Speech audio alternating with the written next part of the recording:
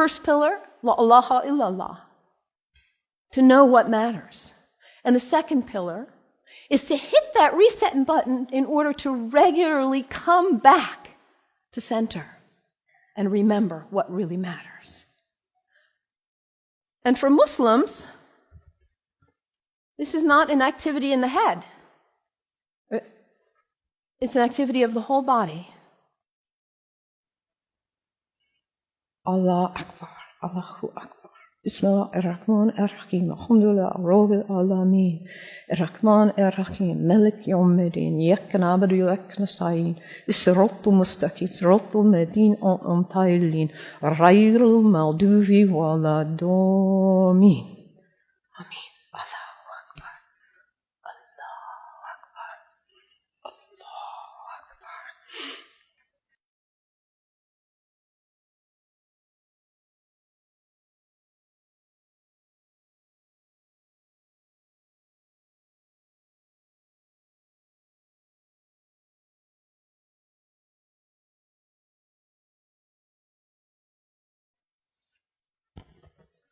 Can you imagine how limber you'd be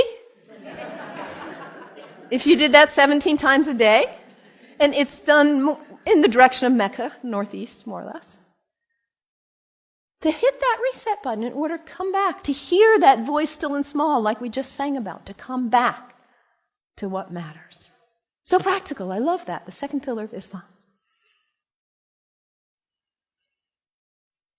Islam also reminds us to always be concerned about those who are less well off than ourselves.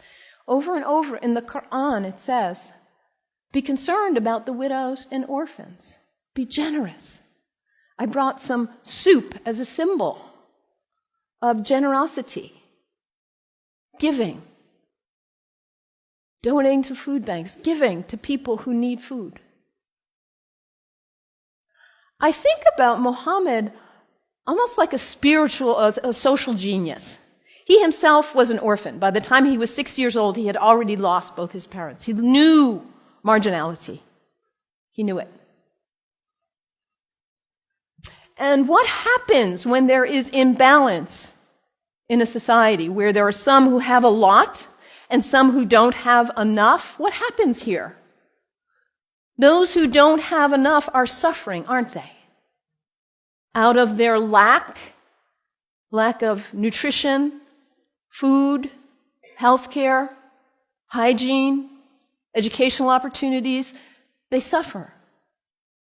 And in their suffering, they may experience illness.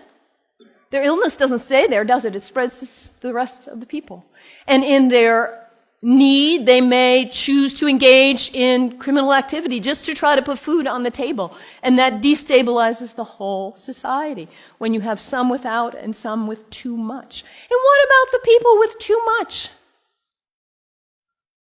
Greed is spiritual bankruptcy. We cannot know well-being in our hearts when we are surrounded with too much while others are suffering. It creates instability. And Muhammad, peace be upon him, he was a spiritual genius, saying, let's bring it back into balance. Let's give. Let's be generous. And this is the third pillar of Islam, zakat, generosity. I love that about Islam. And I love, too, that Islam invites us to take a break from our habits.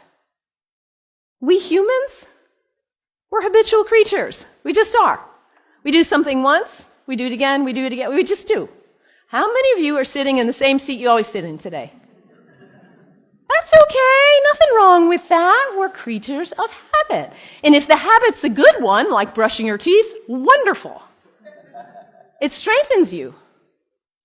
Your habits can raise you up to give you strength and clarity to live your life on purpose with integrity. Or your habits can pull you down.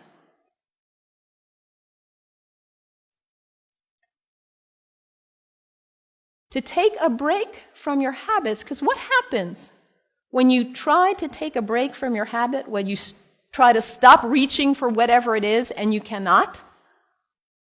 What is it for you? Coffee? Sugar? Alcohol? Drugs? Sex? Shopping? Your cell phone? Your tablet? Gossip? What is it for you, this behavior that you're caught in? You know it's not worthy of your best self, and yet there you are. It's addiction, isn't it?